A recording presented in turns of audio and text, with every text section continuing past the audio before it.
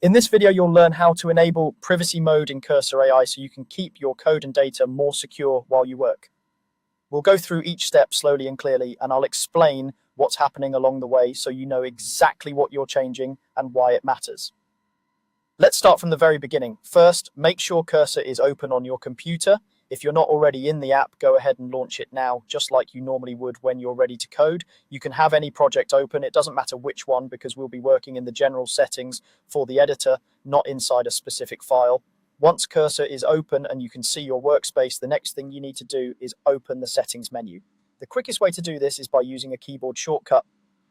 On your keyboard, press Control and the comma key at the same time. That's Control plus comma. After you press this combination, the settings panel should appear, usually as a sidebar or pop-up window within the Cursor interface. If for some reason the shortcut doesn't work, make sure Cursor is the active window and then try again. You want to be sure you're pressing Control and comma together, not one after the other.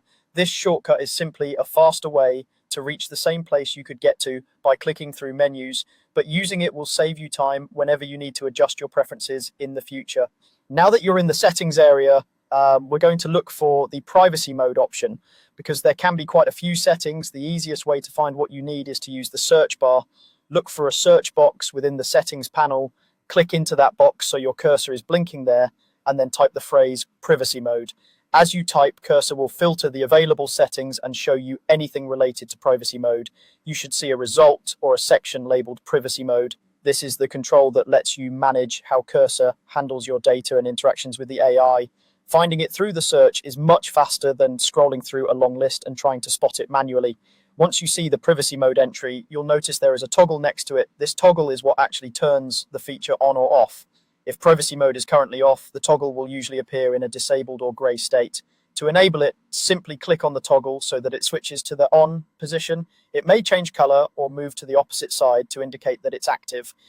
When you turn privacy mode on, you're telling Cursor to handle your data in a more restricted, privacy-focused way. While the exact behavior can depend on how Cursor defines this feature in your version, generally it means limiting what gets sent to external services and giving you more control over how your coding information is used. If you're doing sensitive work or you just prefer tighter control over your environment, leaving this enabled is usually a good idea. After you've toggled privacy mode on, your change should take effect immediately. There's no need to restart Cursor in most cases. You can close the settings panel and go back to your normal coding workflow, knowing that privacy mode is active in the background. That's all you need to do. You opened Cursor, used the Control plus comma shortcut to access settings, searched for privacy mode, and then toggled it on. With these simple steps, you've made your development environment a bit more private and more secure while you work with Cursor.AI.